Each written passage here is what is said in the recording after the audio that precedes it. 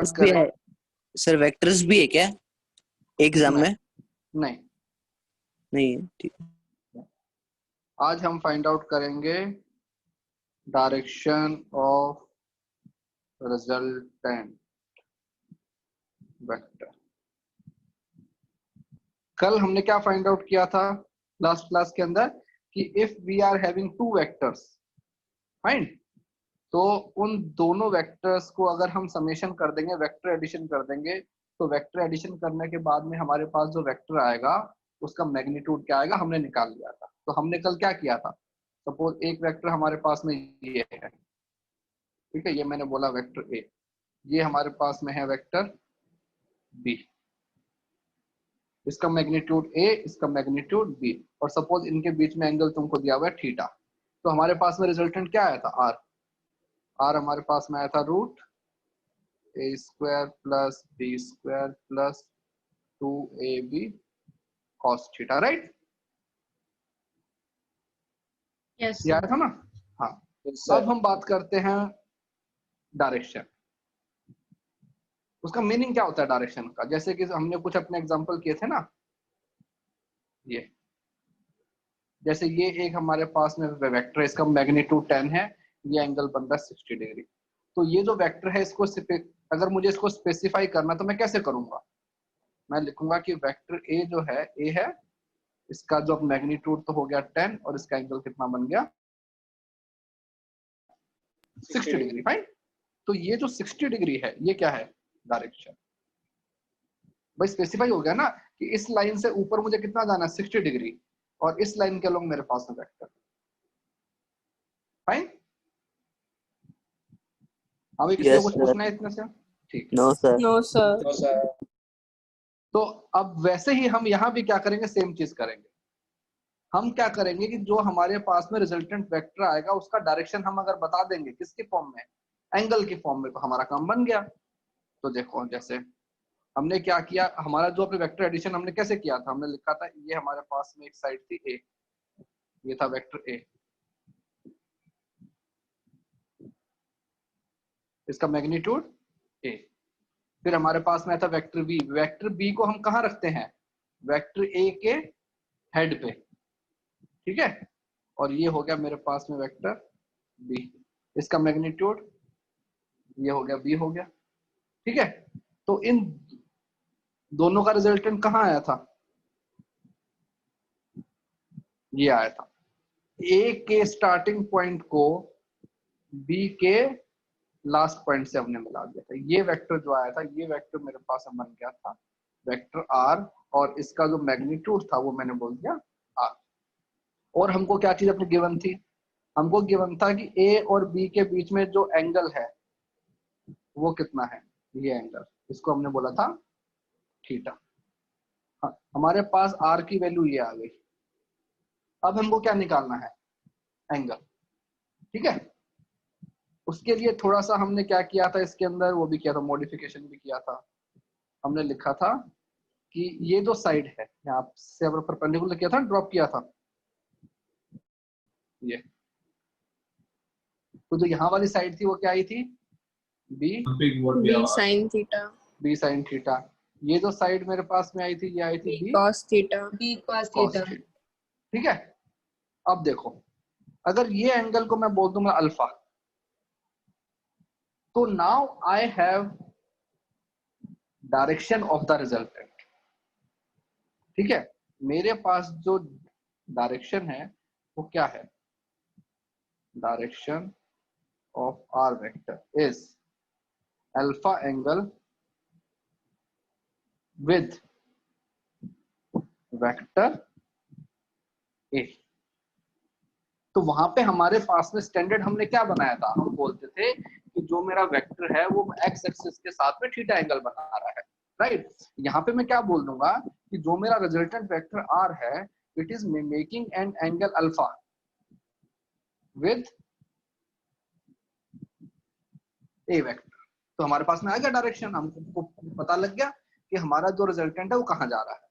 तो मुझे यहाँ पे अल्फा की वैल्यू फाइंड आउट करनी है, ठीक है। तो हमको अल्फा फाइंड आउट करना है। तो अब देखो ले सकते हैं।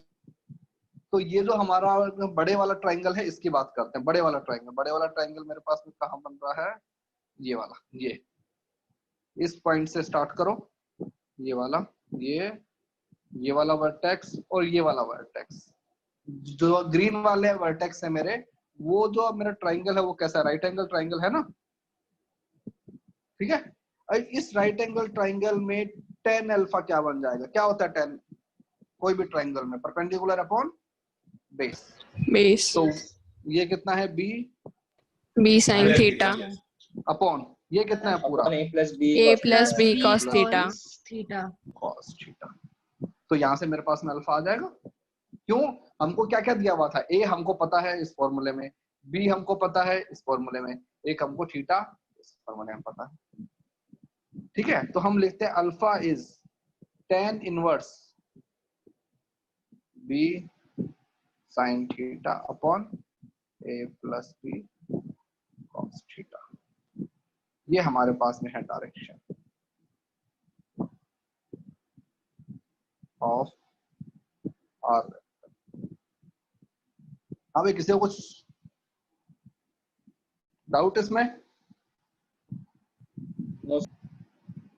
ठीक है, अभी जो हमने अपने एग्जांपल किए हुए हैं ना पहले, हम उन्हीं एग्जांपल के अंदर है। कल हमने मैग्नीट्यूड फाइंड आउट किया था, आज हम फाइंड आउट करेंगे डायरेक्शन, ठीक है। तो जैसे एक बार प्लीज, तो देखो ना, ये जो डायग्राम है, मेरे वाला डायग्राम है, ये जो डायग्राम है, ये डायग्राम हमने लास्ट क्लास के अंदर भी अपने बनाया था। इस डायग्राम में देखो, अगर इस एंगल को मैं अल्फा बोल देता हूं, तो ये जो कहते हैं राइट एंगल ट्राइंगल है, ये वाला, ये साइड यहां से गई और यहाँ पे आ गई, और ये वाला पूरा, इस राइट एंगल ट्राइंगल में ये क्या बन जाएगा, tan अल्फा क्या बन जाएगा, परपेंडिकुलर, ये कितना है b sin थीटा, और जो पूरा बेस है वो क्या बन गया, यहाँ से यहाँ तक a, और इसके आगे क्या बन जाएगा, ये b cos थीटा। तो पूरे का जो समेशन क्या बन जाएगा, ये a plus b cos theta. तो हमारे पास में अल्फा एंगल की वैल्यू आ गई। तो मैं क्या बोल दूंगा, direction of vector r is alpha angle with vector a, मतलब इस वेक्टर के साथ में वो अल्फा एंगल कैसा है, अपने ऊपर की तरफ।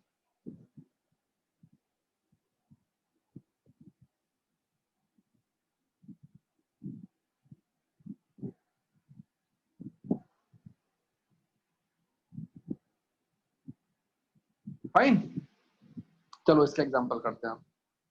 जैसे हमने कल कौन कौन से एग्जांपल किए थे हमने, हेलो, यस सर। आवाज आ रही है ना? हाँ तो सर। Yes sir. ये कौन, थाने का रोल नंबर 12 कौन है? इसको ऑडियो क्यों नहीं आ रहा भाई?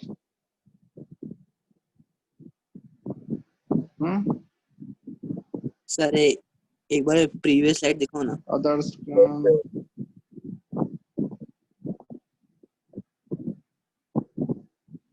प्रीवियस स्लाइड,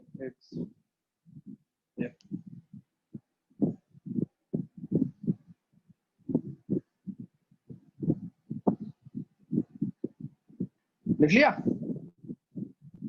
हाँ सर लिख लिया। यस सर लिख लिया। चलो, तो जैसे अपने सबसे पहले सिंपल एग्जांपल करते हैं ना, जो तुमको पहले से थोड़ा बहुत आता भी है। तो कल हमने एक क्वेश्चन किया था इक्विलैटरल ट्रायंगल वाला, राइट। तो इक्विलैटरल ट्रायंगल में हमने क्या किया था, एक वेक्टर सपोज यहाँ पे है,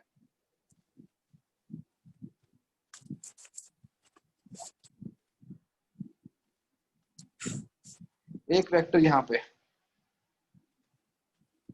ठीक है, और एक वेक्टर सपोज हमने कर दिया यहाँ पे है, ये वेक्टर है, इसका मैग्नीट्यूड भी a है, इसका मैग्नीट्यूड भी a है।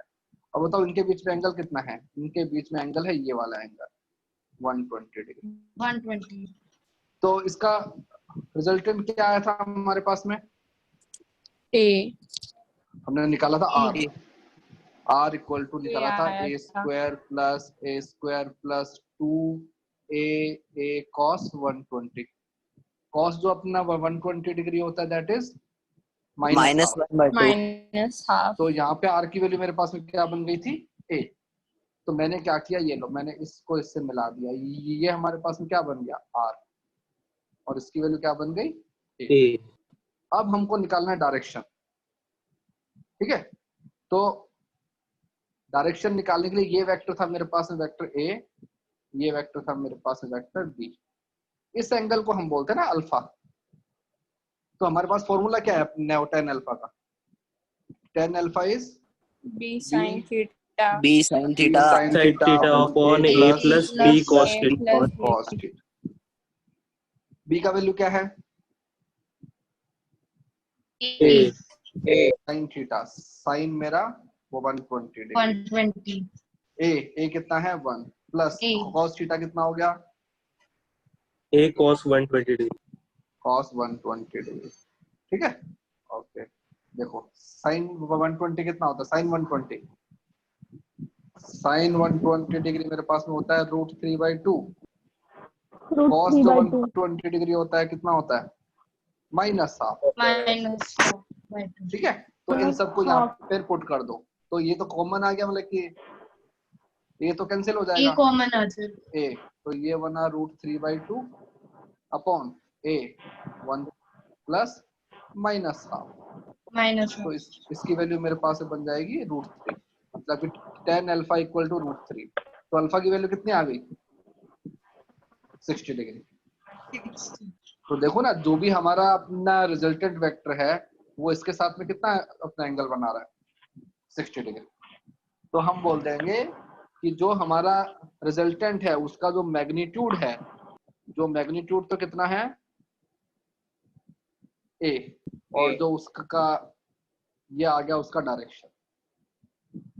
सर कोई तो भी हम दो वेक्टर्स जिनका मैग्नीट्यूड इक्वल है उनके लिए तो θ/2 हो जाएगा ना डायरेक्टली। यस ऑलवेज, भाई हम कह सकते हैं ना सिमेट्री से, इफ टू वेक्टर्स, यहाँ पे स्पेसिफाई कर लो,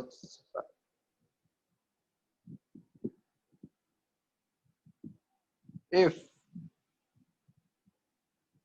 a इक्वल टू b, मतलब कि दोनों वेक्टर का मैग्नीट्यूड सेम है, देन रिजल्टेंट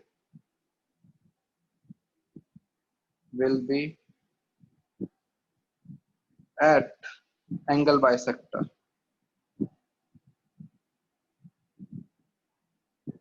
अल्फा इज θ/2, ठीक है, हमेशा एंगल बाइसेक्टर पे आएगा। फाइन, हाँ भाई हो गया। Yes sir. यस चलो एक और, अब एक और, भाई ये तो यहाँ से हो गया ना, प्रूव हो गया सिमेट्री से। या फिर अगर प्रूव करना है तो ये देखो हमारे पास में क्या फॉर्मूला आया था, tan अल्फा इक्वल टू क्या होता है b sin theta upon a plus b cos theta equal to, अब मैंने यहाँ पे क्या लिखा a इक्वल टू b, तो वो तो अपना कैंसिल हो जाएगा, a इक्वल टू b कर देंगे तो क्या बचेगा sin theta upon 1 plus cos theta, ठीक है। अब बताओ हाफ एंगल का फॉर्मूला आता है, तुमको मैंने फॉर्मूले बताए थे दो, एक मैंने लिखा था कि sin 2 थीटा क्या होता है 2 sin theta cos cos theta. Theta, ये होता है ना। तो यस। ये जो sin थीटा इसको मैं क्या लिख सकता हूँ 2 sin θ/2 cos θ/2, भाई हाफ एंगल में कन्वर्ट कर दिया, यहाँ पे था 2 तो यहाँ पे 1 आया, यहाँ पे 1 है तो हाफ हाफ हो गया। फिर मैंने एक और बताया था कि cos 2 थीटा क्या होता है 2 cos square theta theta minus, -1। तो यहाँ से 1 प्लस cos 2 थीटा क्या बन जाएगा 2 cos स्क्वायर थीटा, यहाँ पे क्या है 2 थीटा, यहाँ पे क्या आया थीटा, तो यहाँ पे क्या बन जाएगा 2 cos स्क्वायर θ/2, इस 2 से 2 गया तो sin θ/2, और यहाँ पे एक cos से एक cos गया तो क्या बना ये, तो क्या बन गया tan θ/2, दिस इज tan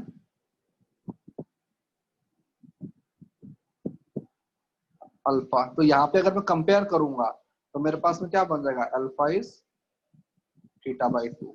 तो अल्फा इज थीटा बाई 2 कब आएगा, जब हमारे पास में मैग्नीट्यूड कैसे रहेंगे, सेम।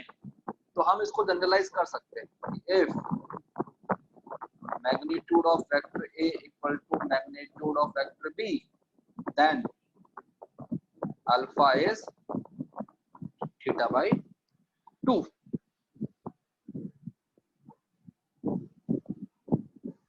फाइन। सर इसके पहले वाला स्लाइड एक बार दिखाना। हाँ दिखाता हूँ। सर सिंपल ज्योमेट्री से भी प्रूव हो जाएगा ना? हाँ हाँ सब कुछ। और जब हम इसका आगे वाला करेंगे ना, पैरेललोग्राम लॉ करेंगे, तो अपने आप प्रूव हो जाएगा वो। तो हमको बेसिकली सारे मेथड आने चाहिए ना, ऐसा नहीं है कि हम एक मेथड से कर दे और हमको दूसरा मेथड नहीं आता है। तो एक ही चीज को करने के हमारे पास में डिफरेंट डिफरेंट मेथड्स।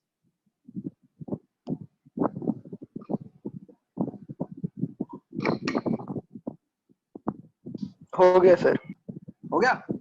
यस। चलो आगे आते हैं।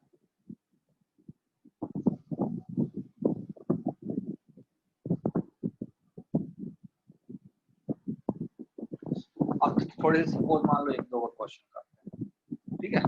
जैसे suppose you are having two vectors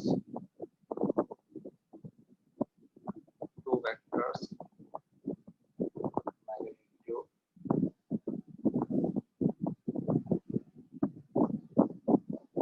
two vectors of 3 and 4 magnitude at 90 degree. Find resultant 5 units. and Sir, 5 units. 5 units. बस उसका डायरेक्ट यही जो क्वेश्चन हमने अभी किया था ना लास्ट क्लास में, तो 45 डिग्रीज पे होगा। 40 हाँ 45 डिग्री। 45 डिग्री। नहीं नहीं अच्छा नहीं सर, एक मिनट, वो इक्वल। तो देखो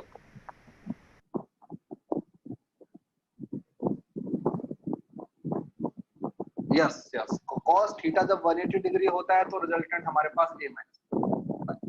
देखो ये हो गया मेरे पास में वेक्टर a, ये यहाँ की तरफ गया, ठीक है? इसको मैंने बोल दिया वेक्टर a। इसका मैग्नीट्यूड कितना हो गया 3। जो इसका एंड पॉइंट आया यहाँ से मैंने क्या स्टार्ट कर दिया, ये मेरा सेकंड वाला वेक्टर, ठीक है?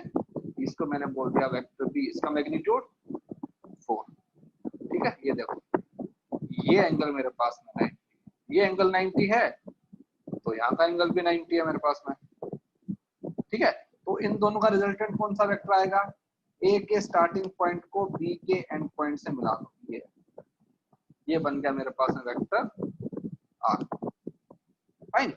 अब मेरे को पता है कि ए की value 3, B is 4, theta is 90। Theta जब 90 डिग्री होता है तो cos थीटा क्या बन जाता है 0, और sin थीटा 1 उल्टा है। अब क्या, अबे सही तो है, थीटा इक्वल टू 90 डिग्री है ना, cos 90 इज 0, ठीक है? तो अब हम लगाते हैं फॉर्मूला आर वाला। तो आर का फॉर्मूला क्या होता है, सर tan इनवर्स 4/3 आता है।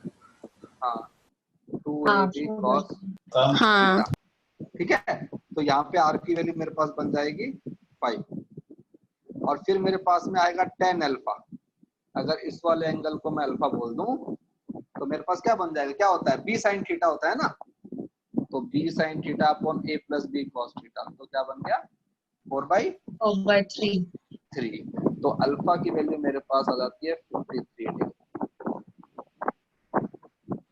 अब ये जो चीज है ये थोड़ा सा एक तुमको स्पेशल एंड ट्रायंगल बताता हूँ, एक स्पेशल ट्रायंगल, ठीक है भाई? इतना समझ में आ गया? Yes sir. हाँ तो एक तुमको अलग से अपना ट्रायंगल दिखाता हूँ। एक अपना ट्रायंगल होता है ये राइट एंगल ट्रायंगल। हाँ सर 3-4-5 ट्रायंगल ऐसा कुछ। ये साइड 4-5 वाला। हाँ ये जो अपना होता है ना, हाँ हाँ, इसको हमने एक्सपेरिमेंटल देखा है, बना के देखा है कि एंगल कितना बना। तो अगर ये 3 है ये 4 है तो 5 होगा, तो यहाँ का एंगल मेरे पास में कितना बन जाता है 53। तो मैं लिखता हूँ साइन 53 कितना हो गया 4/5 cos 53 कितना बन जाएगा 3/5 tan 53 4/3। 4/3 अगर ये एंगल 53 है तो ऊपर वाला एंगल कितना बन जाएगा ये वाला 27 37। हमें 90 ऐड करना है ना बेटा, ठीक है। तो मैं उल्टा भी लिख सकता हूँ इसको, मैं लिख सकता हूँ ना कि साइन 37 डिग्री कितना आएगा, साइन 37 मतलब कितना 3 cos 37 4/5 4/5 5 tan 37 3/4 3/4 अगर मैं इसी ट्राइंगल को ऐसा बना दूं, इसको मैंने कर दिया 8, इसको मैंने कर दिया 6, तो इसकी वैल्यू कितनी बन जाएगी 10। सर सेम रहेगा, बस मल्टीप्लाई हो गए प्रोपोर्शंस में। तो ये एंगल कितना बनेगा 53 ही बनेगा, ये हमारे पास 37 बनेगा। क्यों, तुमने पूरे ट्राइंगल को कैसा कर दिया मल्टीप्लाई बाय 2 कर दिया ना। तो ये जो चीजें होती हैं इनको बोलते हैं रेशो। तो अगर किसी भी रेशो को किसी नंबर से मल्टीप्लाई कर देते हैं तो फर्क नहीं पड़ता ना। तो बेसिकली इसको अगर मैं मल्टीप्लाई कर दूं 2 से तो हमारे पास में क्या बन जाएगा, यहाँ पे आ जाएगा ना ये। हाँ सर हाँ, तो ये जो चीजें हैं इनको याद रखना, ये हमारे पास में कभी कभी काम में आता है थोड़ा। हाँ, सिमिलर ट्राइंगल, ठीक है। पूछना है कुछ? No sir.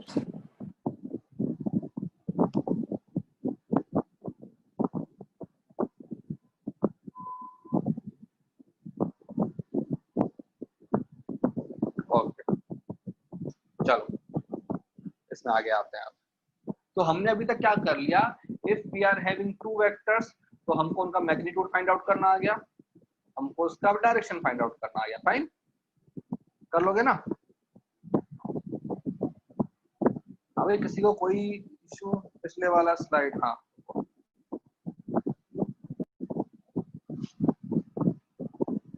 नहीं अभी मत करो ट्यूटोरियल, जब मैं कहूंगा कि वेक्टर्स पूरा कंप्लीट हो गया उसके बाद में करना है ट्यूटोरियल, अभी नहीं करना।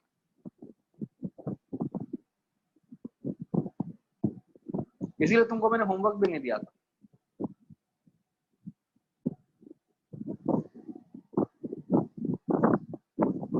हो गया डन? Yes sir. ओके, चलो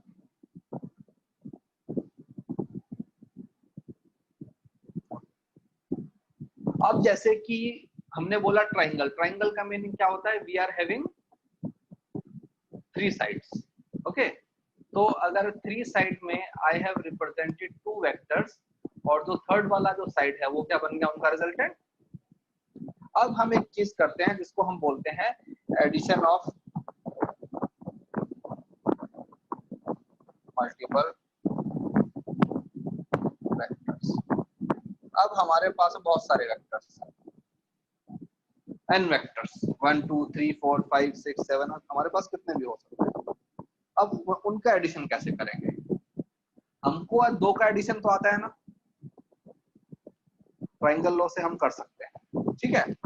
तो हमने यहाँ पे एक स्टार्ट किया गया पॉलीगन लॉ।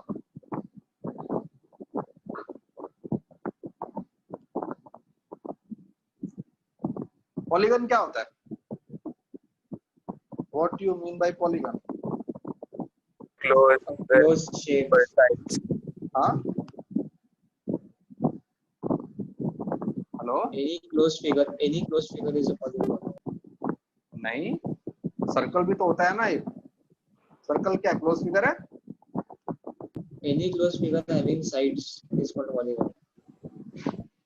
हाँ, any closed figure which is made of straight lines. Any closed figure with 5 side नहीं, कंपल्सरी नहीं है। पॉलीगन का मतलब होता है मल्टीपल साइड, ठीक है। तो अगर तुमको किसी भी चीज को क्लोज करना है तो you need at least 3 vectors. Okay,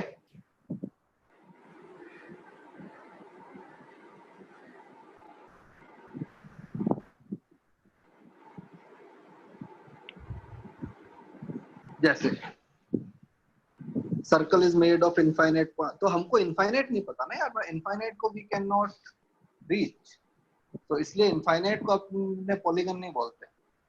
तो जैसे सपोज हमारे पास खूब सारे वेक्टर्स हैं, एक वेक्टर यहाँ है, एक वेक्टर यहाँ है, एक वेक्टर यहाँ, एक वेक्टर यहाँ, एक वेक्टर यहाँ, ऐसे हमारे पास में इनफाइनाइट वेक्टर्स हैं। तो इन वेक्टर को मैं अरेंज करके, देखो ये यहाँ पे कितने वेक्टर्स हैं, 5, फाइन। तो मैं क्या करता हूं कि इन सबको हम कर देते हैं रीअरेंज।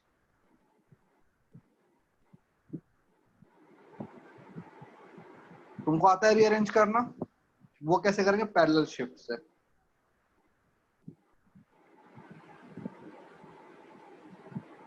पैरेलल शिफ्ट का मतलब क्या होता है?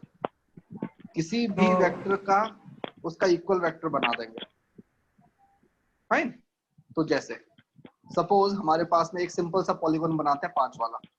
तो सपोज जैसे हमारे पास में एक साइड ये है, ठीक है, एक साइड हमने ये वाला ले लिया, इस वेक्टर को मैंने बोला ए, इस वेक्टर को मैंने बोला बी। तो बताओ इन दोनों का एडिशन कहाँ पे आएगा? अरे यार बीच में नॉइस मत करो। Sir tail of A to head of B. Yes, यहाँ से स्टार्ट करूंगा और मैं यहाँ पे आ जाऊंगा। तो ये जो वेक्टर है ये क्या बन गया है मेरे पास में? ए वेक्टर प्लस, इसको ऐसे लिख सकता हूँ ना, a plus B vector, right? Okay, अब सपोज यहाँ पे एक और वेक्टर था, ये, इस वेक्टर को सपोज मैंने बोल दिया सी। तो देखो ये जो वेक्टर है मेरे पास में, ये वाला वेक्टर ए, यहाँ से मैंने स्टार्ट किया, मैं यहाँ पे आया और ये, तो बताओ मतलब कि ए प्लस बी प्लस सी क्या बन जाएगा? ए प्लस बी वाले के टेल से सी वाले के हेड पे, सी के हेड। भाई देखो ना, अपना कहते हैं ट्राइंगल लो, इसमें लगा दिया ना, ये पॉइंट और ये वाला पॉइंट, इनके बीच में लगा दिया हमने। तो ये जो साइड है मेरा, ये क्या बन गया? A plus B plus C vector. Suppose इस क्वेश्चन में सी का डायरेक्शन क्या दिया होगा, मतलब एंगल में? वो तो ऊपर की तरफ है ना भाई, हमारा कहते हैं ट्राइंगल लॉ तो यही कहता है ना कि तुमने यहाँ से स्टार्ट किया और जहां पे तुम्हारा वेक्टर खत्म हुआ वहां पे अभी दूसरे वेक्टर का क्या लगा दिया? सर तो मतलब हम लोग बी को एक्सटेंड करके एंगल बनाएंगे क्या? मतलब एंगल किस? हाँ। अगर तुम कहोगे, अगर तुमको एंगल निकालना है तो इनके बीच में एंगल कौन सा आएगा? ए प्लस बी के बीच में थीटा, ये वाला। ये इसके बीच में एंगल कितना आएगा? ये वाला एंगल, ये θ1, वो θ2। भाई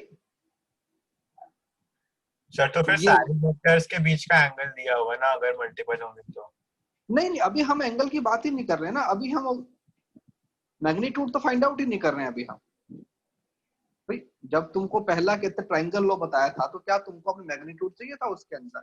ना तुमको मैग्नीट्यूड चाहिए था, ना तुमको एंगल चाहिए था। मेरे को पता है ना कि ये जो साइड है, दिस साइड विल कहते रिप्रेजेंट द रिजल्टेंट वेक्टर। कैसे आएगा वो अपन बाद में देखेंगे ना। सर हमने बी वेक्टर को क्यों एक्सटेंड किया? A vector plus B vector को एक्सटेंड करना चाहिए। क्या हमने इस θ2 के लिए ए बी वेक्टर को क्यों एक्सटेंड किया? A vector plus B vector extend होना चाहिए था। अरे मैं तो वो जो θ2 है वो क्या है, किसके बीच का एंगल है? θ2 इज द एंगल नहीं, θ2 is the angle between vector B and vector C. अच्छा सर ठीक है। हमको अभी एंगल से मतलब ही नहीं है ना, हमको एंगल क्या करना है भाई? हमको एंगल कब चाहिए होता है? जब हमको मैग्नीट्यूड के फॉर्मूले के अंदर पुट करना होता है ना भाई। एज ऑफ नाउ तो मैं कह सकता हूं ना ये चीज कि वेक्टर ए, ये वाला, और वेक्टर बी, इन दोनों का समेशन क्या होगा? ये होगा वेक्टर ये वाला, कहते रेड वाला होगा ना। Yes sir. Yes sir. हाँ भाई, भाई अभी हम मैग्नीट्यूड फाइंड आउट नहीं कर रहे हैं, हमको इतना पता है ट्राइंगल लॉ से कि मैं ये गया और ये आया, तो इन दोनों का जो एडिशन है वो ये होता है, और इसका मैग्नीट्यूड कितना आता है वो आगे की बातें है ना, हमको इतना आगे जाना ही नहीं है अभी।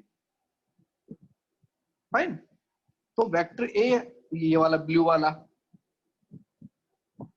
वेक्टर बी ये वाला हो गया, तो इन दोनों का एडिशन कौन सा आएगा? रेड वाला आएगा यस सर। ट्राइंगल लॉ से। ठीक है, अब देखो बी प्लस सी कैसे होगा? भाई हमको तो ए प्लस वो निकालना ना, ए प्लस बी प्लस सी, चाहे किसी भी ऑर्डर में करूं क्या फर्क पड़ता है?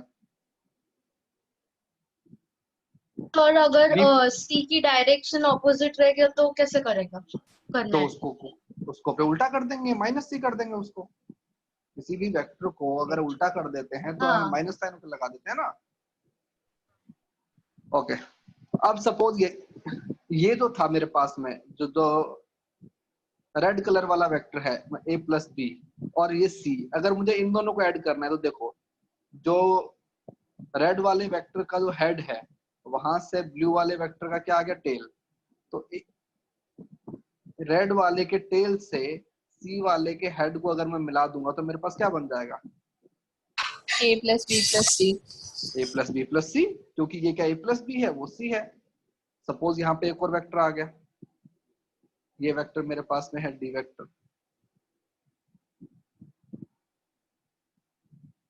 ठीक है, तो अब बताओ अगर ग्रीन सपोज वाले मुझे के सर टेल से टेल ऑफ, डी वाले के हेड हाँ पे। सर एक्चुअली हमको क्या करना था, हमको फाइंड आउट करना था A plus B plus C plus D.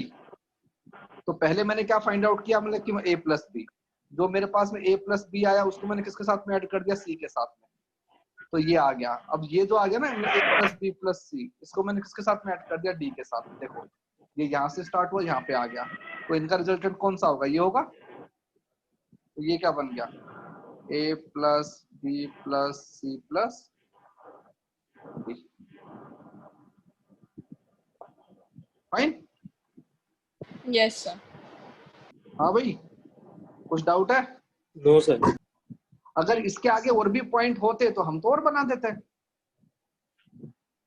ठीक है, तो अगर इसको स्टेटमेंट वाइज में लिखना चाहूं, कि अगर मैं इसको स्टेटमेंट में लिखूं कि अगर मुझे मल्टीपल वेक्टर्स का, यार डिस्टरबेंस मत करो यार,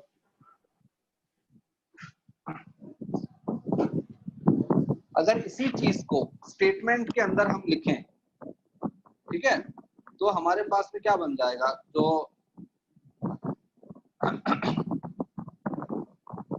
हम लिखेंगे कि in N side polygon,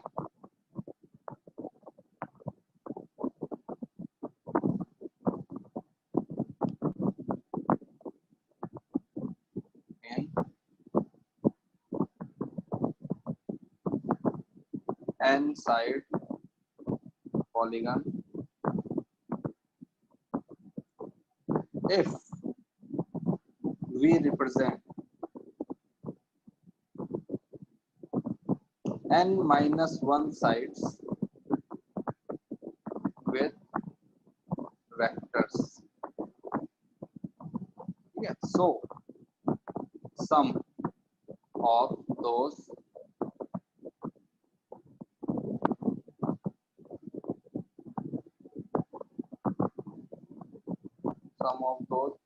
n minus 1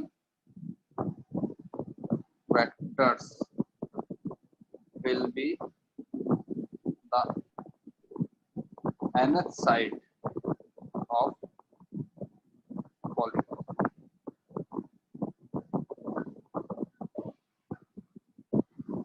ठीक है, तो अगर इसको सिंपल एग्जांपल से अगर मैं तुमको दिखाऊं, सपोज मेरे पास में 5 वेक्टर्स हैं, अपना एग्जांपल ले लेते हैं। ठीक है, एक हमने एग्जांपल ले लिया यूजुअली, सपोज हमारे पास में 5 वेक्टर्स, तो मैंने उसको ऐसे रिप्रेजेंट कर दिया 1 2 3 4 5। ठीक है, ये इधर, ये इधर, ये इधर, ये। इसको मैंने बोला ए, ये बोला B, plus C D E. और अगर मुझे फाइंड आउट करना है A plus B plus C plus D plus E, ठीक है, अगर मुझे इन सबको ऐड करना है तो मेरे पास जो इनका रिजल्टेंट आएगा वो कौन सा वेक्टर बन जाएगा? वो ये वाला वेक्टर बनेगा ना, ये। ई और ए के बीच की लाइन। लेकिन उसका मतलब एरो कहाँ की तरफ आएगा? वो कहाँ से स्टार्ट होगा एरो? ए से ई की तरफ। यहाँ से स्टार्ट होगा ना, ठीक है। तो ये जो वेक्टर है मेरा, इस वेक्टर को मैंने बोल दिया एफ। तो इन सब का जो एडिशन आएगा वो क्या बन जाएगा? एफ। तो इन सारे वेक्टर्स को हटा के मैं इस वेक्टर से है ना रिप्लेस कर सकता हूँ, फाइन। इसको बोलते हैं पॉलीगन लॉ। तो now you can add as many vectors as you want. कल तुम बोल रहे थे ना कि सर अगर हमारे पास में 2 से ज्यादा वेक्टर हो जाएंगे तो हम कैसे करेंगे? तो हम ऐसे करेंगे, हम उनको एक एक करके ऐड करेंगे, तो हमारे पास में इशू नहीं है कोई, फाइन। अब इसके अंदर एक स्पेशल चीज, ठीक है, जो यहाँ वाला जो है ना डायग्राम है, इसको कहते हैं, मैं याद रखो पूरे को। इसमें हमने क्या लिखा हुआ है? हमने इस डायग्राम को ए से क्यों स्टार्ट होगा? ए से देखो ना, इसलिए स्टार्ट होगा क्योंकि इस वाले डायग्राम में देखो जो हमारा अपना रिजल्टेंट है वो कहाँ से स्टार्ट हो रहा है? यहाँ से स्टार्ट हो रहा है ना, और कहाँ की तरफ जा रहा है? फाइनल पॉइंट की तरफ। भाई जैसे डिस्प्लेसमेंट की बात करो, भाई सारे के सारे जो वेक्टर हैं वो क्या है? डिस्प्लेसमेंट मान लो एक बार के लिए। तो इन सारे जो अपने डिस्प्लेसमेंट का समेशन है वो क्या होगा? ये फाइनल पोजीशन और ये इनिशियल पोजीशन ना। तो हमने फाइनल पॉइंट को इनिशियल पॉइंट से वो कर जब मिला दिया तो हमारे पास में क्या हुआ? रिजल्टेंट आ गया। जैसे अब अपने एक और एग्जांपल करते हैं। इन ए क्लोज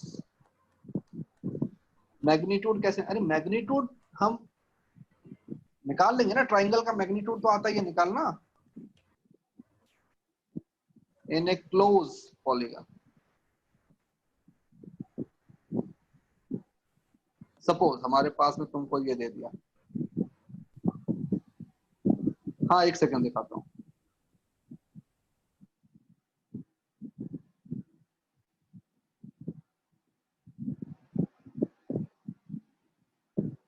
ये vector A B C D E F, बताओ A vector plus B vector plus C vector plus D vector plus E vector plus F vector क्या आएगा? 0। 0। 0 हाँ भाई, 0 कौन कौन बोल रहा है 0? कौन कौन बोल रहा है 0 नहीं आएगा? वो बताओ। देखो इसका आंसर 0 आएगा। क्यों? तुमने जहां से स्टार्ट किया था वापस तुम वहां पे आ गए ना, ठीक है। तो या तो फिर हम हमने ऐसे नहीं समझ सकते कि f vector is opposite of Yes. a vector plus b vector plus Yes. c vector plus d। भाई अगर मैं निकालना चाहूं, पहले मैंने इसको निकाला, ये यहाँ से यहाँ तक का एडिशन निकाल लेता हूँ।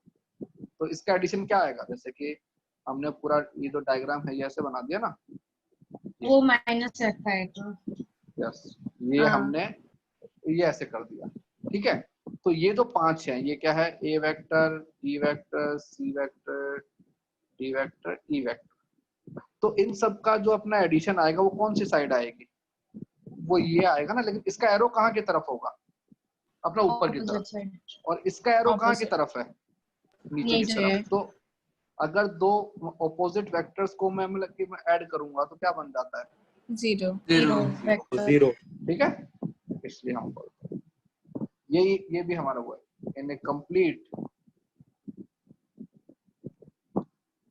लूप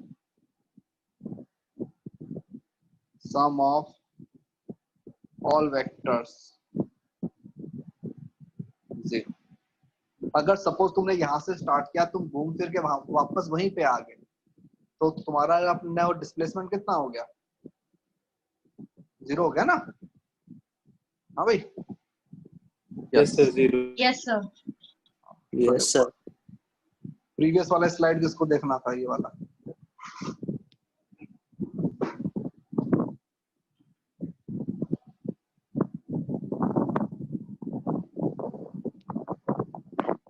तो पॉलीगन लॉ से अब इसके अंदर हम पूरा लगाते हैं ज्योमेट्री कि वो अगर तुमको साइड निकालना है या क्या करना है तो सब उसके अंदर अपना ना वो लग जाता है, ज्योमेट्री लग जाता है। हमको फॉर्मूला आता है, हमको एंगल निकालना भी आता है और क्या बोलते हैं मैग्नीट्यूड निकालना भी आता है। तो हो सकता है कि कैलकुलेशन थोड़ी सी डिफिकल्ट हो, लेकिन तुम आंसर तो निकाल ही सकते हो।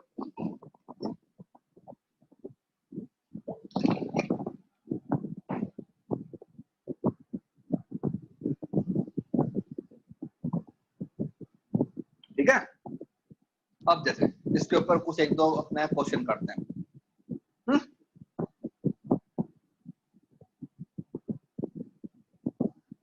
सबसे सिंपल क्वेश्चन, सबसे देखो ट्राइंगल हमने कर लिया है, ठीक है, स्क्वायर पे आते हैं। स्क्वायर कर लेते हैं या फिर कहते हैं रेक्टेंगल कर लेते हैं।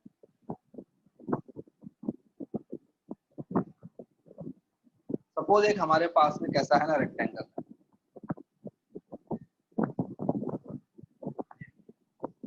ये साइड 3 है, ये साइड 3 है, ये साइड 4 है, ये साइड 4, ठीक है, और ये दो वेक्टर हैं ये ऐसे, फाइन। ये तुमको दिया हुआ है वेक्टर ए, ये दिया हुआ है वेक्टर बी, ये दिया हुआ है वेक्टर सी, ये दिया हुआ है वेक्टर डी। प्रूव दैट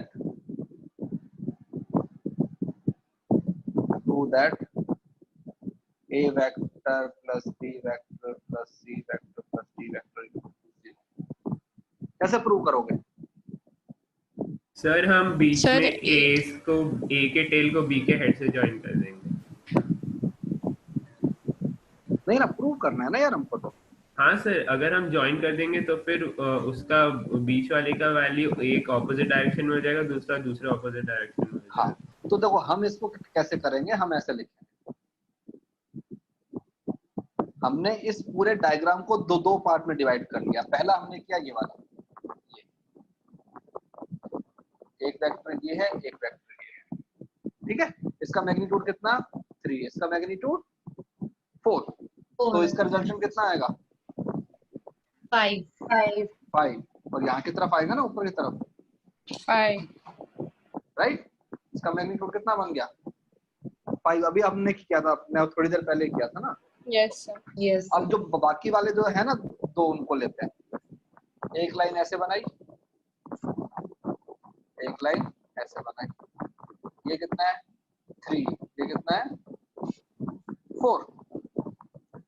तो अब 3 और 4 का अपना क्या आएगा रिजल्टेंट 5, और कहाँ की तरफ ऑपोजिट तरफ। Opposite direction. यहाँ की तरफ आएगा ना। अच्छा, तो 5 माइनस 0 ये यहाँ की तरफ आएगा, क्योंकि मुझे इसके हेड से स्टार्ट करना है और कहाँ पे जाना है टेल पे। अब अगर मैं इन दोनों को सुपर इम्पोज कर दूं, इन दोनों को एक दूसरे के ऊपर रख दूं, तो ये जो दोनों हैं, ये वाला और ये वाला, इनको हटा के मैं क्या लगा सकता हूँ, ये वाला है, और ये जो दोनों है ये और ये, अपने इन दोनों को हटा के मैं क्या लगा सकता हूँ, इन दोनों को हटा के मैं लगा सकता हूँ ये वाला। तो बताओ, ये तो अपने बीच वाले वेक्टर, ये तो ऐसे बन गया ना, एक वेक्टर ऊपर है, इसका मैग्नीट्यूड 5, एक वेक्टर कैसा है नीचे की तरफ, इसका मैग्नीट्यूड भी 5। तो बताओ इन दोनों का रिजल्टेंट कितना 0 ठीक है ना। तो देखो प्रूव कर दिया हमने यार पॉलीगॉन लोग।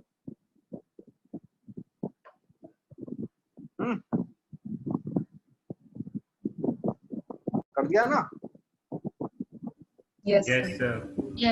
हाँ, तो जैसे कि आप देखो, तुम्हारे इसके अंदर जो इन क्लास एग्जांपल वाला जो क्वेश्चन है, सबके पास में बुकलेट है? Yes sir. हाँ, उसमें बोला हुआ है कि 3 vectors of equal magnitude making an angle 120 degree with each other, then find the resultant. क्या आएगा 0। ओके, पहली बात और ये फिर से इक्विलैटरल ट्रायंगल हो जाएगा ना। Yes 120 degree show previous page. हाँ बराबर बराबर।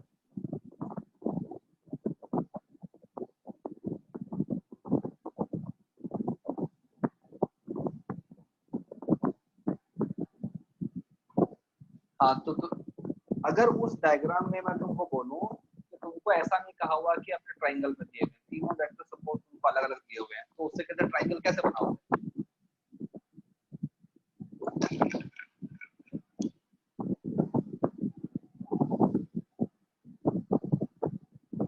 यस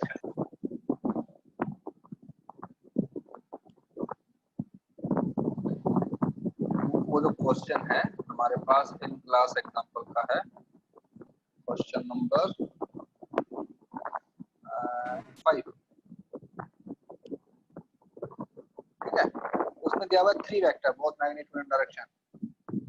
देखो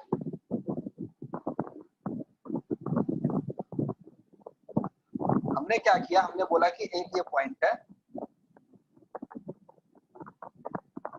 ये मान लो हमने एक्सेस बना लिया, ये हमारा एक्स एक्सेस, ये हमारा वाई एक्सेस, ठीक है। अब हमको अपने वेक्टर बनाने हैं ना 3, क्या बोला 3 vectors making an angle 120 with each other. तो देखो पहला वेक्टर सपोज मैंने यहाँ बना दिया, ये वाला, ये हो गया, इसका मैग्नीट्यूड मान लो a, ठीक है। अब जो है ना सेकंड वाला वेक्टर है उसका एंगल कितना बन रहा है 120 डिग्री ना, तो वो कहाँ की तरफ बनेगा बताओ, यहाँ पे आएगा। ये जो है वेक्टर, इसको मैंने बोल दिया वेक्टर ए, इसको मैंने बोल दिया वेक्टर बी, इसका मैग्नीट्यूड कितना है यही है, लेकिन उसका एंगल कितना बन रहा है 120 डिग्री। फिर वो बोल रहे हैं कि उस वेक्टर के साथ में एक और वेक्टर है जो कि एंगल बना रहा है 120 डिग्री, तो वो कहाँ आएगा, ये वेक्टर हो गया सी, ये एंगल भी कितना 120, तो यहाँ का एंगल भी कितना आएगा 120। इसका मैग्नीट्यूड भी ए। क्या तुमको अपने ट्रायंगल बनता हुआ दिख रहा है इसके अंदर? Yes sir. Yes sir. कहाँ दिख रहा है? Yes, तीन sir. intersect- shifting of vectors के बाद। नहीं, हाँ? एक पैटर्न बन रहे हैं। हाँ भाई नहीं, बताओ बताओ। शिफ्टिंग ऑफ वेक्टर्स के बाद। नहीं पर शिफ्टिंग ऑफ ट्रायंगल कैसे वेक्टर बनेंगे? करेंगे हम यहाँ। हाँ हाँ हाँ यस देखो सीखते हैं ना कैसे करेंगे, मतलब ये हमने बना दिया एक्सेस,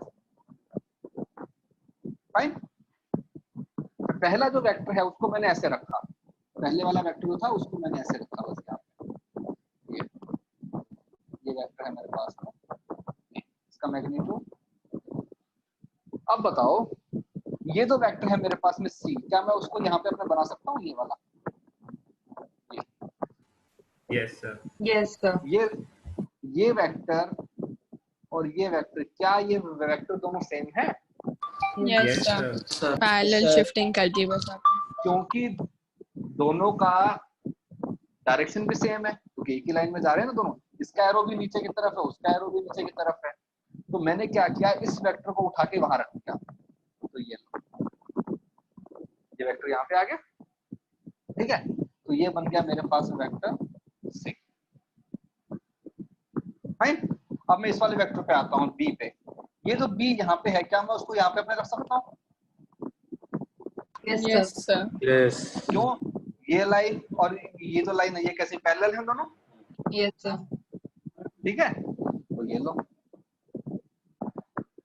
ये जो वेक्टर है ये मैंने बना दिया वेक्टर बी, इसका एंगल कितना बनना चाहिए, यहाँ से अपना 120 बनना चाहिए ना, ये 120। लो 120 बन रहा है, तो इसके अंदर वाला कितना बन जाएगा 60। ये साइड भी ए, ये साइड भी ए, ये साइड भी ए, तो ये भी 60, ये भी 60। अब बताओ अगर मेरे को a प्लस बी प्लस सी निकालना है तो क्या बन जाएगा 0। 0 सीधा ही लिख देंगे by polygon law. Polygon rule. हम क्या कर सकते हैं, वेक्टर को शिफ्ट कर सकते हैं। ये वेक्टर, ये जो है ना ब्लू वाला, ये वाला, ये वेक्टर और ये वेक्टर कैसे हैं, अपने इक्वल वेक्टर्स है ना, क्योंकि दोनों का मैग्नीट्यूड भी सेम है ए और दोनों का डायरेक्शन भी सेम है।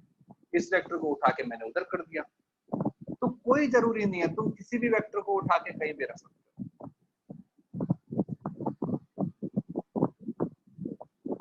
हाँ भाई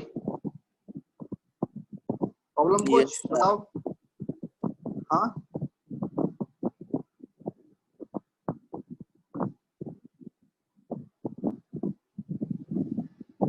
हो गया। हाँ पिकअप एंड ड्रॉप, यस। लेकिन दोनों को जब भी पिक करो या ड्रॉप करो तो those vector has to be parallel. जैसे एक और तुमको दिखाऊं शिफ्टिंग कैसे होती है। जैसे सपोज एक वेक्टर यहाँ पे रखा हुआ है, ये वेक्टर है। How can we think like this? Exactly. This is the practice. When you solve so many questions, when you will brush up your mind, then these ideas will come. We will solve hundreds of problems so that we will know that how to solve the problem. Suppose ये एक vector है, इसका magnitude, ये vector b है, इसका magnitude b, इसका angle theta. तो देखो हमने क्या किया, यहाँ पे कुछ ऐसी बनाई लाइन, ये लाइन बनाई, ये लाइन बनाई, ये लाइन बनाई, और ये सारे एंगल मान लो थीटा है। तो मतलब कि सारी की सारी लाइन कैसी है, पैरेलल है। हाँ सर। हाँ भाई, है ना। तो मतलब कि सबका जो अपना डायरेक्शन है वो सेम है। तो इस वेक्टर को उठा के मैं यहाँ भी रख सकता हूँ। अगर इसका जो लेंथ है अगर मैं कर दूं b तो सही है। इस वेक्टर को उठा के मैं यहाँ पे रख सकता हूँ। अगर इसका लेंथ b हो जाए, इस वेक्टर को उठाकर मैं यहाँ पे रख सकता हूँ। तो ये तीनों ही वेक्टर क्या है, b। क्यों? इनके मैग्नीट्यूड सेम है, यस, है ना। इनके मैग्नीट्यूड सेम है, सबका मैग्नीट्यूड कितना है, स्मॉल p, और सबका डायरेक्शन भी सेम है। क्यों? सारे के सारे वेक्टर इस लाइन के साथ में, इसको एक्स एक्सिस बोल दिया, तो एक्स एक्सिस के साथ में थीटा एंगल अपने बना रहे हैं।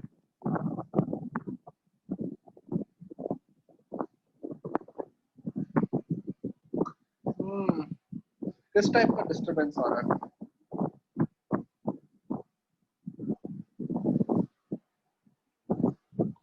अभी सही है? थाने 008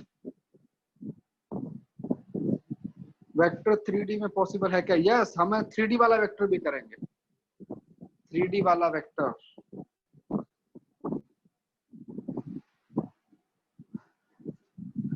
is angle different when kept down? नहीं, एंगल इज सेम। देखो ना, एंगल के अंदर जो इंपॉर्टेंट चीज होता है हमारा मतलब एरो का साइन, कि ये जो एरो है ये कहाँ की तरफ लग रहा है, ऊपर की तरफ लग रहा है, नीचे की तरफ लग रहा है। ये देखो ना, इन सब का एरो एक ही तरफ है। तो arrow represents the direction and the length of this segment represent the magnitude. तो अगर तुम्हारे वेक्टर्स का मैग्नीट्यूड भी सेम है और उनका एंगल भी सेम है तो दीज आर इक्वल वेक्टर्स। और इक्वल वेक्टर्स को हम एक प्लेस से दूसरे प्लेस पर रख सकते हैं, उसके अंदर कोई प्रॉब्लम नहीं। 3D ऑब्जेक्ट में नहीं, 3D ऑब्जेक्ट के अंदर भी यही होता है, वो हम बाद में करेंगे। हम आएंगे 3D ऑब्जेक्ट पे भी हम आएंगे, बट स्लोली स्लोली।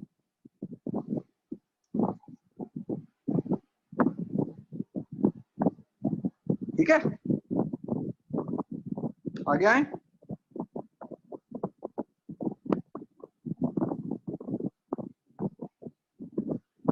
अब इतना समझ में आ गया सबको? Yes, sir. आ गया. Okay. Now this is the last thing for today. There are two words. एक होता है कोप्लेनर।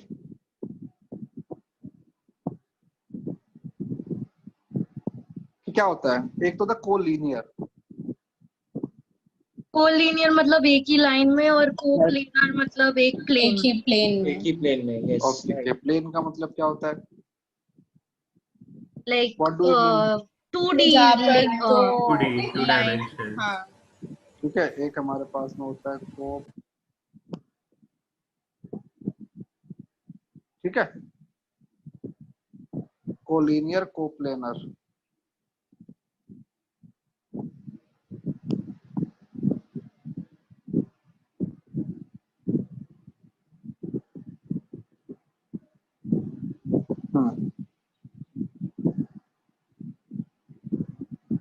कोलिनियर का मतलब होता है when your points are lying on the same straight line. ये जब हमने स्टार्ट किया था फिजिक्स पढ़ना, पहले लेक्चर में हमने किया था स्ट्रेट लाइन का डेफिनेशन, राइट। 2 पॉइंट्स, अगर एक पॉइंट यहाँ पे है, एक पॉइंट यहाँ पे है, 2 points are always on a line, right.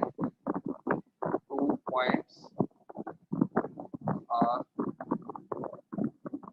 Always on a line, क्योंकि मैं क्या करूंगा, उन दोनों पॉइंट पर मिला दूंगा मैं। बट जो थर्ड वाला पॉइंट है उसके लिए क्या कंडीशन होती है, थर्ड पॉइंट को कोलिनियर होने के लिए क्या होना पड़ेगा, उसका स्लोप सेम होगा। स्लोप सेम होना चाहिए। हम बोलते हैं कि एक पॉइंट ये है, एक पॉइंट ये। अगर मैं एक और पॉइंट लेता हूँ यहाँ पर ये,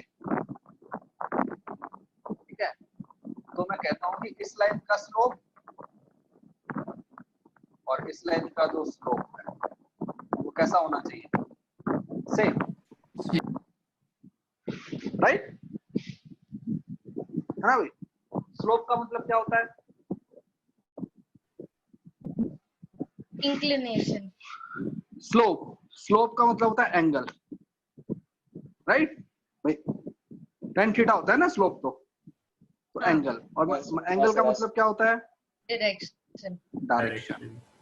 तो इफ 2 वेक्टर्स, अब यहाँ पे हम लेके आते हैं वेक्टर्स, 2 वेक्टर्स जिनका डायरेक्शन सेम है, इसका डायरेक्शन सेम है क्योंकि स्लोप सेम है, और इनका एक पॉइंट कॉमन है, तो वो जो वेक्टर है वो कैसे हो जाएंगे,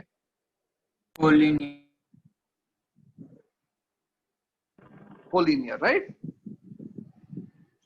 फिर वैसे तो हम शिफ्टिंग ऑफ वेक्टर से कोई भी 2 वेक्टर्स को कोलिनियर कर सकते हैं, कोई भी हाँ, 2 हाँ, कर इक्वल सकते हैं, vector, yes. Parallel vector. If we will talk about 10 points, कि these points are collinear or not, तो हम ये बोल देते हैं। अब हम आते हैं कोप्लेनर पे। प्लेन का मतलब क्या होता है, 2 dimensions, length and breadth only. Slope वाला पार्ट नहीं समझा। Can collinear vectors be opposite in direction? Collinear, देखो वेक्टर तो सारे के सारे कोलिनियर ही होते हैं ना, हम उसको उठा सकते हैं, तो लिखा है ऑल पैरेलल वेक्टर्स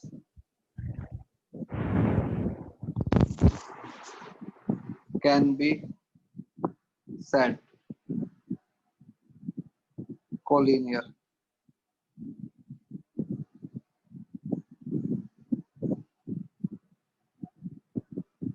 देखो ये एक पॉइंट है, ये एक पॉइंट है, इन दोनों को तो मैं हमेशा एक लाइन में मिला सकता हूँ, लेकिन जो थर्ड वाला पॉइंट है उसके लिए पॉसिबिलिटी है, वो इस लाइन पे हो भी सकता है और इस लाइन पे नहीं भी हो सकता। अगर लाइन पे है, so does the, हाँ मैं कर रहा हूँ, वेक्टर का ओरिजिनेटिंग पॉइंट कुछ नहीं होता, वेक्टर तो एक इनफाइनाइट वो है ना, क्या तुम डायरेक्शन है। तो ये पॉइंट, इसको मैंने बोला पॉइंट 1, इसको मैंने बोला पॉइंट 2, इसको मैंने बोला पॉइंट 3, इसको बोला पॉइंट 4।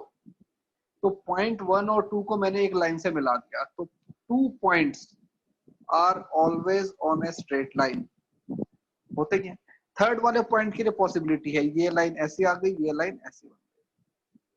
तो देखो इस लाइन का जो एंगल है, इसका स्लोप और इसका स्लोप कैसा सेम है, तो तभी तो एक स्ट्रेट लाइन में बन गया ना।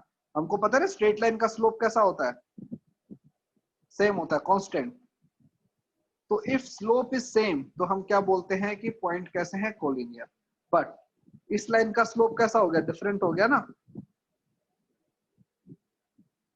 We are talking about points not lines, points. हम यहाँ पे एरो नहीं लगा रहे हैं ना भाई, पैरेलल, ये पैरेलल, ये पैरेलल, ये पैरेलल, ये एंटी पैरेलल कब आए, जब हमने यहाँ पे एरो लगा दिया। लेकिन अगर मैं एरो ही नहीं लगाऊंगा तो मेरे लिए तो कोई अपना मतलब नहीं है ना। उसमें एंटी पैरेलल क्या होता है, ये लाइंस पैरेलल है कि एंटी पैरेलल है, ओनली पैरेलल। एंटी पैरेलल का कॉन्सेप्ट तभी आता है जब तुम बात करते हो वेक्टर्स की। स्ट्रेट लाइन में तो कुछ नहीं होता ना। तो हमने बोल दिया कि अगर स्लोप वाली चीज आती है तो ये हो जाता है, फाइन। फिर हमारे पास में आता है कोप्लेनर। कोप्लेनर क्या होता है भाई?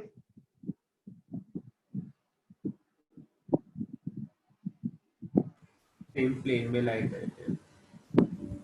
हाँ, ये line the same same plane, plane. Right. Same plane जो होता है एक्चुअली हमारे काम की चीज को प्लेनर ही है। कोलिनियर तो हमने स्ट्रेट लाइन के अंदर देख ही लिया, ठीक है ना, जो हमने स्ट्रेट लाइन का इक्वेशन देखा था। कोप्लेनर जैसे अगर एक बात की जाए, ये हमने शायद किया था, ये अगर ये मेरे पास में ईस्ट है, ये मेरे पास वेस्ट है, ये नॉर्थ है, ये साउथ है, ठीक है। तो इसके अंदर ये जो प्लेन है, ये वाला प्लेन, इसको हम क्या बोलते हैं? ये हमारा एक्स वाई प्लेन बन गया ना। अगर मैंने इसको एक्स एक्सिस बोल दिया, इसको वाई एक्सिस बोल दिया तो, यस ठीक है। तो अगर कोई जो वेक्टर इसके अंदर ही है, सपोज एक वेक्टर यहाँ पे है, एक वेक्टर यहाँ पे है, तो इन दोनों का एडिशन कहाँ पे आएगा? इसी प्लेन में ही आएगा। इसी प्लेन में आएगा। हाँ, और तो हम बोलते हैं कि two lines are always in a plane, या फिर यहाँ पे वेक्टर की फॉर्म में लिख लेते हैं क्योंकि हम अपने vector, two vectors, so all vectors, नहीं, I am talking about the two vectors are always, or you can say we can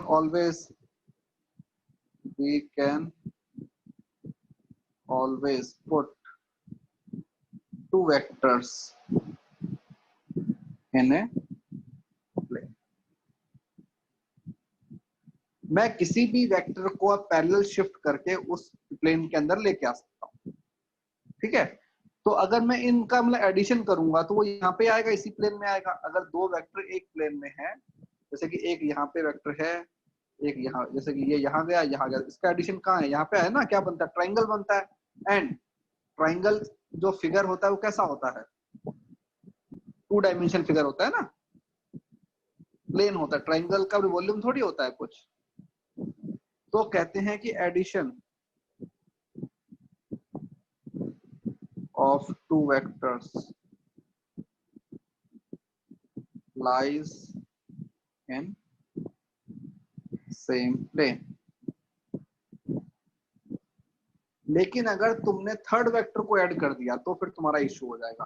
third vector may और may not be in the same plane, ठीक है। तो हमें अभी तक जो अपने ट्राइंगल लॉ है, हम क्या करते हैं? ट्राइंगल लॉ के अंदर वेक्टर ए होता है, वेक्टर बी होता है, इन दोनों का एडिशन क्या आता है? Vector A plus vector B.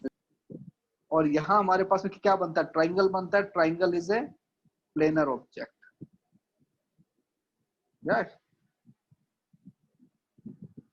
Plane होता है ना हमारा, क्या कहते हैं? Yes sir. ट्राइंगल। तो हमको क्या देखना है? हम कहेंगे कि दो vector are, we can always put vectors in a plane. कैसे? By parallel shift.